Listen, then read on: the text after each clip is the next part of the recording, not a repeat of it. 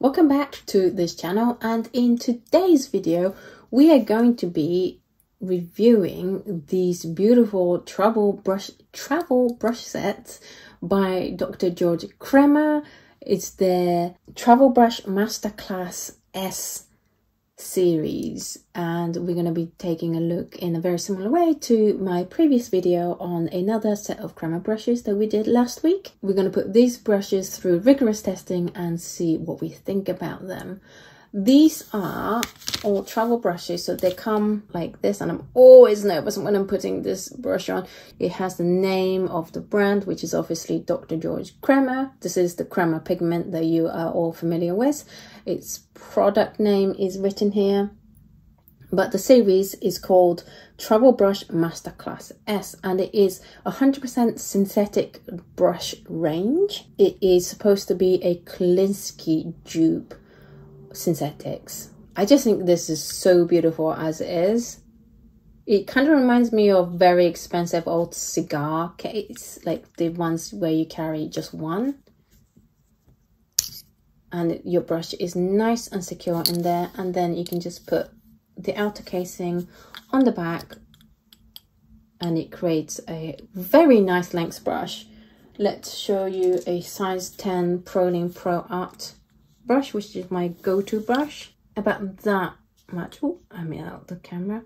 I would say about I would say about an inch and a half shorter. So it will be shorter, obviously, because it's a travel brush. But I have to say, for a travel brush, it's a good length brush. I didn't expect it to be this long on this end, which is really, really nice. Let's wet this brush, and it comes to a very fine point.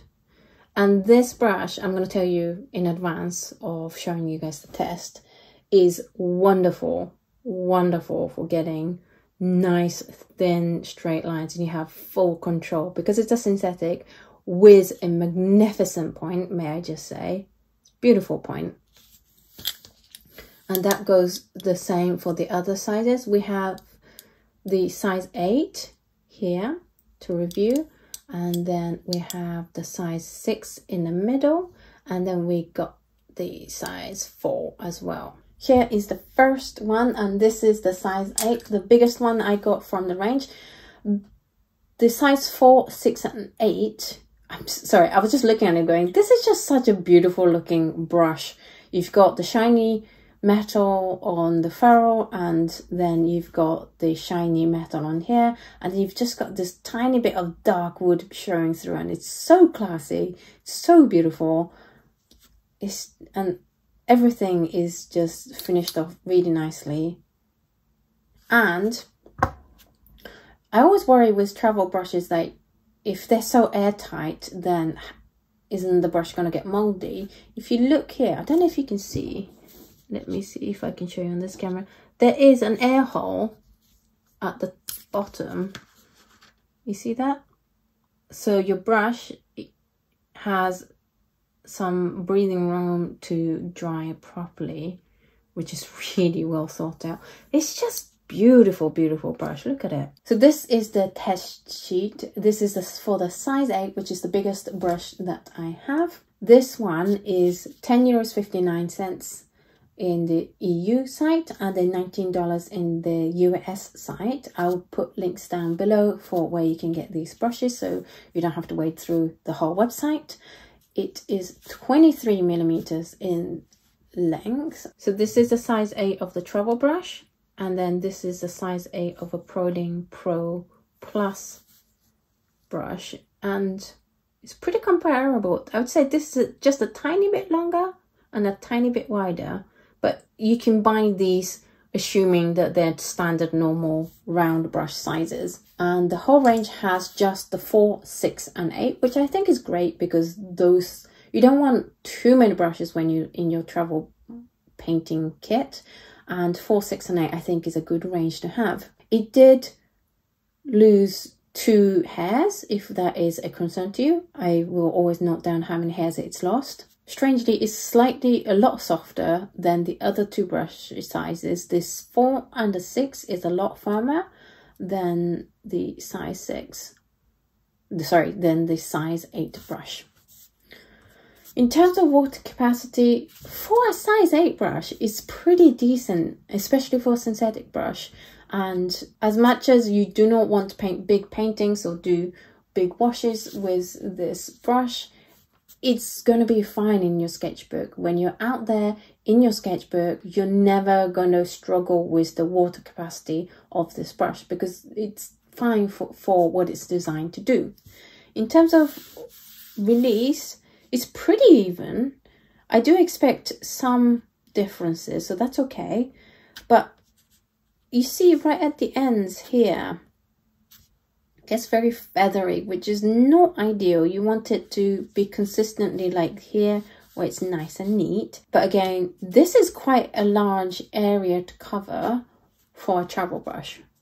In terms of max width, let's see how wide this is, and it is 1.1 millimeters. What am I saying? 1.1 centimeters or 11 millimeters, which is what I would expect from a size 8 brush. Belly drag wise, this brush, and it's just for this size, has slightly longer tip than what I'm certainly expecting, and that drags right here to create a line, whereas the rest of the bristle is quite dry. So that might get in the way, or that might be useful depending on what you're doing. I mean, I can totally see that as a horizon line and being useful.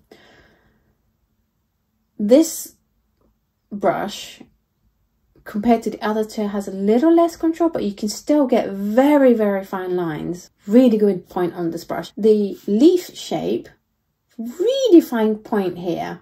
Really, really fine point. And it was actually quite enjoying to create these leaf shapes. They were quite nice. Did I feel 100% in control? I would say that the smallest brush size in the range that I tried last time, I felt more in control, and that's why I noted that I felt really in control. But again, this is very good. And also, you're probably not going to be painting leaves this big in your sketchbook with your travel brush. In terms of snaking, actually, for a synthetic brush, yes, there was a couple of corners where it was a little bit icky. You get some really nice curves, and it's very smooth. It's great brush for that, which means it's not too hard, which is nice. In terms of flat washes, as I said, this brush is not for making big flat washes. And if you're making flat washes this big in your sketchbook, yes, you're going to struggle. But I think we all understand that synthetic brush aren't the best at flat washes. And this is a travel brush. So yeah, it's not going to be the best. Don't try to do big flat washes with synthetic brush. In terms of gradation, you can actually see just how fine control I had, but also that makes for an uneven gradation in that you can see clear lines, and that comes from not having as much water capacity as, say, these ones that we reviewed in the last one, where it was just like beautiful to do gradation with.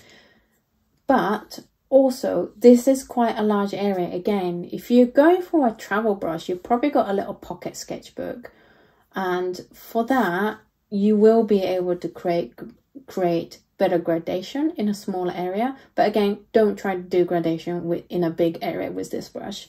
In terms of lift, you get really sharp lines here for the lift because it is quite a snappy brush. Let's move on to size 6. The size 6 and the size 4 are much snappier. They're very firm bristles. You can hear. Can you hear that? Very snappy brushes. But because it is a firm bristle, and I have to say it really annoys me that there's one hair here that keeps sticking out. There's nothing I can do about it. I might cut it off or pull it later, but I wanted to show you guys that there is this one little brush hair. It's a bed hair that won't come out. It's got very small amount of water capacity, and that's to be expected from a size 6 synthetic brush. And again, as I said, you're not going to need that much water capacity for a travel brush. In terms of release and of water load, it's quite patchy, I have to say. And because it's low capacity in paint load, you don't get too many bumps before you run out of paint. But again, that was to be expected. You buy these synthetic travel brushes for really fine lines and being able to paint really small, really, rather than for amazing water control over a large area. In terms of max width, we have, I would say, 9mm max width, which actually is quite wide for a size 6 brush. I'm impressed. And then with the belly drag, because this one doesn't suffer from being a little bit too long, you don't get that really firm, solid line at the top like you did with a size 8. I would say size 6 is an ideal one for water capacity and how it behaves on small scale. Thin lines, I felt very, very comfortable creating these lines. I felt like I had good control because the brush is firm, that I can just take my time and trust that the brush is going to stay really thin for me. Perfectly thin lines, super good control. Really happy with this brush for that. Get this brush if you want thin lines. And again, with the leaf, you can get really thin lines and you can get nice and fat lines and then right back to thin lines.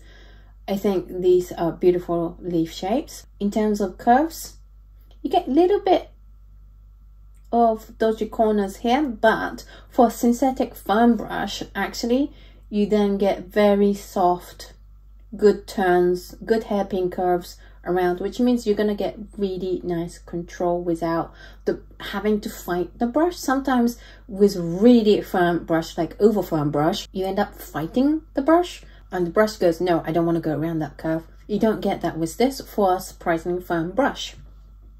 Again, flat wash, don't do big flat washes with size 6. It's just not appropriate, especially for a synthetic. Gradation, it does pretty decent job. You still get these very defined lines and you can expect that from small synthetic brushes. But for a size 6, I would actually say it did better than the size 8. In terms of lift, you get nice crisp lines because it is a firm brush. And let's take a look at size 4. And size 4 is this tiny little brush. This is literally the smallest brush I've ever owned. I don't tend to paint this small, so I don't really know what to do with it, but I've put it through the same test as everything else. Low water capacity. You're going to get 2 solid lines and then it's going to start getting dry. But I have to say, I was surprised at how long this dry brush lines lasted. It is a very firm brush. This is the firmest of them all. Can you hear that snap? It's super snappy. I would say with this range, the bigger the brush size, the less snappier they get. I really did struggle to do the up and down thing with this brush, just because it's so firm. Only get this brush 4 lines for doing thin lines. It's not good at doing fat lines, and you can see that here it runs out of water very quickly.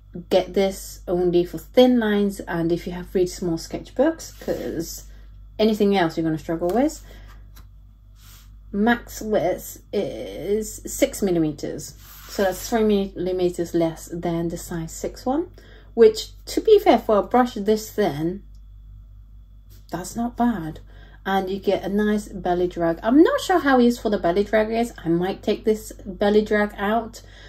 I'm not sure what it's showing you guys. Let me know how you guys feel about the belly drag, if it's useful or not, and if I'm missing something about the belly drag that it's useful for telling you guys something about the brush. Also, please do let me know. As I said with this brush, super nice control, really thin lines. It's the perfect firmness to feel 100% in control of thin lines. So get this brush for that and not for the other reasons. it's just really, really good at doing thin lines. The leaves with these, you're gonna get longer, thinner, more bamboo-like shapes than more fatter, thinner foliage. So just be aware of that. I wouldn't say this is the best one brush for doing leaves. Genuinely think this should be kept for doing just thin lines, and it will do a really good job of doing the thin lines. Snakes, again, I mean, it's very smooth. Weirdly, for the firmest brush, it's very smooth in terms of the curves. So if you do curved line as well, you're going to have fun time, but make sure to keep it thin lines. Flat wash and gradation actually didn't do a bad job, but I also figured out to use more of the entire length of the bristle by this time. I started doing the tests with the size 8 and 6 and then 4, so I think that might have something to do with it as well, which means that if you get used to it and with practice, you will be able to get flat washes and gradation with these brushes. It's just going to take some practice, and it's probably good if when you get this brush to get used to how to do the flat washes and gradations with these brushes before you go out to paint plein air paintings, so that you're comfortable with these brushes by the time you come to use them in real paintings. Lifting, it's not very good at it, because to lift you need to be able to hold a little water in your brush as well as some firmness. So not the best, but who's going to lift colors with a size 4? So in conclusion, I would say that the size 4 is great. This one is great for fine lines. Size 6 is great for small sketchbook all-rounder. It's good at both thin and thicker lines, and you get a lot more water capacity with that one. And then size 8 is great if you do a lot of variations between thin and thick lines, like the leaves. This one was the best one and most fun to paint leaves with. So yeah, all 3 sizes have their uses, and I think this is a great range. If you don't know what travel brushes to get, but you don't know what sizes to get, this series, the Travel Brush Masterclass S, only has 3 sizes. So you could get all 3 brushes and then start your travel brush journey from there. It's a beautiful, beautiful brush. It feels way more expensive than it actually is. I mean, the small one is $14 US, and it feels way more expensive than that. It is so nice, beautifully made. If you want to have a beautiful time with your brush, I can again recommend this brush. So that's it for this brush review. Do let me know what you think about these brush reviews, because I'm learning to do the brush reviews, and if I'm missing anything that you want me to cover, or if you think 1 or 2 of the things aren't useful, then do let me know. Huge thank you again to Kremer for sending me these brushes. These are just so beautiful. Like, I don't do plein air painting, so I would have never bought travel brush, but I never appreciated how beautiful travel brushes could be. These are just beautiful pieces of craftsmanship to me. So pretty, so well made, and they feel great in your hand. They're well balanced and just high quality. It feels like really expensive, like one of those top of the range expensive luxury pencils, like mechanical pencils feel like. It's super luxurious. It's so nice just for the experience of being able to handle something that is so well made, so well designed, and feels good in your hand. It's beautiful. So thank you so much to Kremer for sending me this paint brushes for review. I really appreciate you exposing me to these beautiful brushes. I hope that my viewers had fun watching me test these brushes. I will leave links down below to where you can get these brushes for both the EU and the US site. And that is it. Thank you so much for watching this video. I hope this review was useful to you. If it was, then do let me know in the comments down below. Do let me know what you think about these brushes. Do let me know if you've experienced these brushes and what you think of them. Thank you for watching these videos, and I will speak to you guys in the next video. Bye!